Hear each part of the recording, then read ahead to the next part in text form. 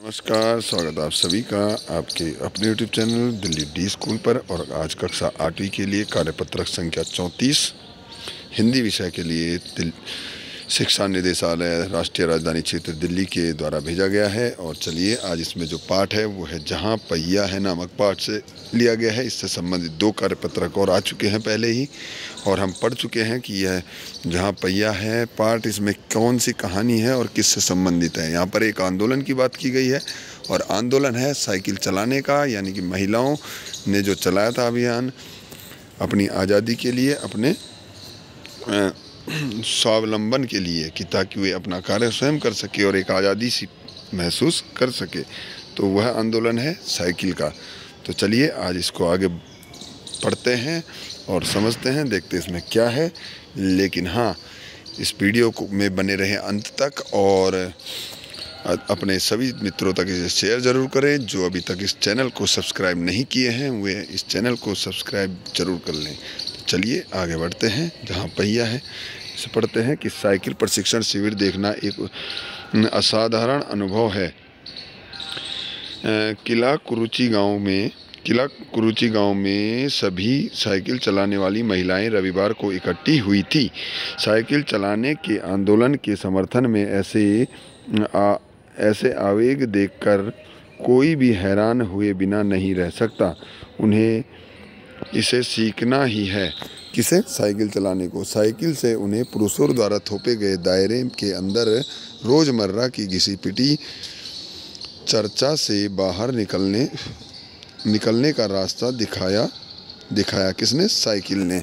कि मतलब पुरुषों द्वारा थोपे गए दायरे से उन्हें निकलना है। दायरा क्या हो गया कि भाई घर से बाहर नहीं निकलना, या इसी काम के लिए घर से बाहर निकलोगे, बाकी नहीं निकलोगे। तो इस तरह के उन्होंने जो उन पर थोपे गए थे, रोज़ दायरे बनाए गए थे कि भाई वहाँ जाना है वहाँ नहीं जाना, वो उस सब से निकल गए थे। ठीक है। और रोज़मर्रा की घिसी पिटी चर्चाओं से भी बाहर निकल गए थे। ठीक है। ये नव साइकिल चालक गाने भी गाते हैं। उन गानों में साइकिल चलाने को प्रोत्साहन दिया गया है। इनमें से एक गाने की पंक्ति का भाव है, ओ बहिना आ सीखे साइकिल घूमे समय के पहिए संग।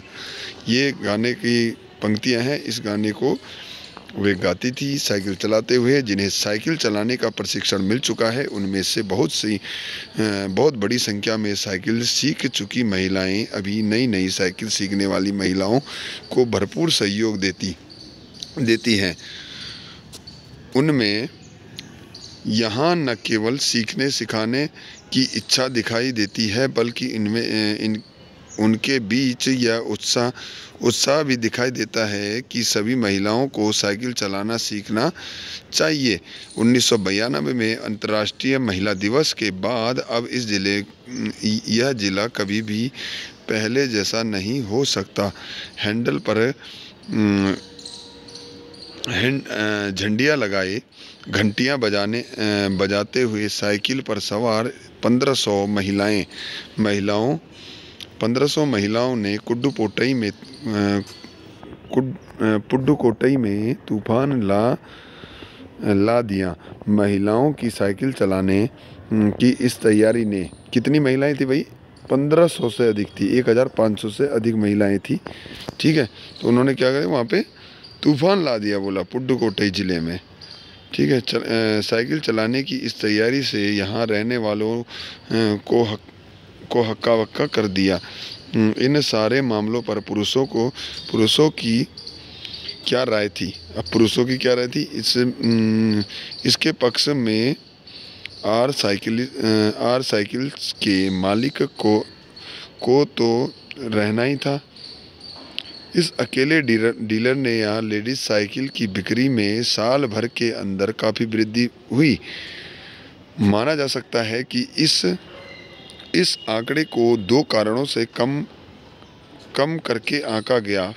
पहली बात तो यह है कि ढेर सारी महिलाओं ने जो लेडीज साइकिल का इंतज़ार नहीं कर सकती थी, जेंट्स साइकिल खरीदने लगी। साइकिलें खरीदने लगी। दूसरे, उस डीलर ने बड़ी सतर्कता के साथ यह जानकारी मुझे दी थी। लगा कि मैं बिक्री कर विभाग का कोई आदमी हूँ, इसलिए वह डर रहा था, तो वह धीरे से बोल रहा था। ठीक है, मतलब उस तरह से उसने बात नहीं करी। कुदिमी अन्नामलाई में चिलचिलाती धूप में एक अद्भुत दृश्य की तरह पत्थर की खदानों में दौड़ती भागती 22 वर्षीय मनोरमनी को लोगों ने साइकिल सिखलाते देखा। उसने मुझे बताया, हमारा इलाका मुख्य शहर से कटा हुआ है। यहाँ जो साइकिल चलाना जानते हैं उनकी गतिशीलता बढ़ जाती है।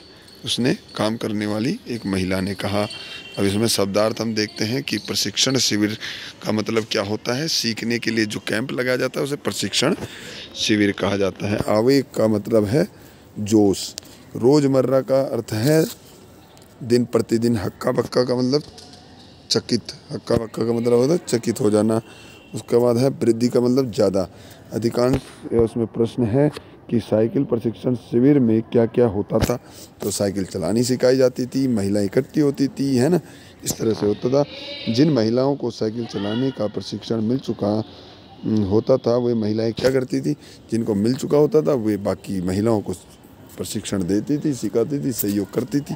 इस तरह की यहाँ पर बातें की गई है। प्रारंभ में पुरुषों ने इस आंदोलन का विरोध किया, परंतु आर साइकिल के मालिक ने इसका समर्थन क्यों किया। आर साइकिल का जो मालिक था उसने इसलिए इसका समर्थन किया क्योंकि एक तो साइकिलें बिक रही थी, भाई बिक्री बढ़ रही थी, है ना। काफ़ी सारी महिलाएं जो लेडीज साइकिलें हैं वो काफ़ी संख्या में बिकी थी, तो इसलिए भी कर रहा था। आगे देखते हैं कि साइकिल की बिक्री को किन 2 कारणों से कम आकर देखा गया। भाई कम आकर तो इसलिए देखा गया वहाँ पे, एक तो ये महिलाओं का था और कोई आंदोलन इस तरह का, मतलब लोग उसको स्वीकार नहीं कर पा रहे थे। दूसरा इस तरह का था कि जो उसने आंकड़े बताए थे आर साइकिल के मालिक ने, उसने डर के बताए थे कि कहीं ये इनकम टैक्स का तो नहीं है आदमी कि जो मेरे से पूछ लेगा उसके बाद मेरे पे कहीं जुर्माना लगा दे, कुछ कर दे। तो इसलिए उनने सही आंकड़ा भी नहीं दिया था। आगे देखते हैं, गतिविधि है, आप स्वयं करेंगे इसे, कि महिलाओं का गांव में साइकिल चलाना किस प्रकार का परिवर्तन ला सकता है। ठीक है, महिलाओं का गांव में साइकिल चलाना किस प्रकार का परिवर्तन ला सकता है। कल्पना कर बड़ों की सहायता लेकर लिखिए। तो ये गतिविधि आपके लिए है। और एक सूचना अंत में कि 2 गज या 6 फीट की दूरी बनाकर रहें। ठीक है, शारीरिक दूरी का पालन करें। तो ये आपके लिए वीडियो। आज का जो कार्यपत्रक है, कार्यपत्रक संख्या 34 उम्मीद है कि आपको समझ में आ गई होगी। तो चलिए मिलते हैं अगली वीडियो में, तब तक के लिए नमस्कार, जय हिंद, जय भारत।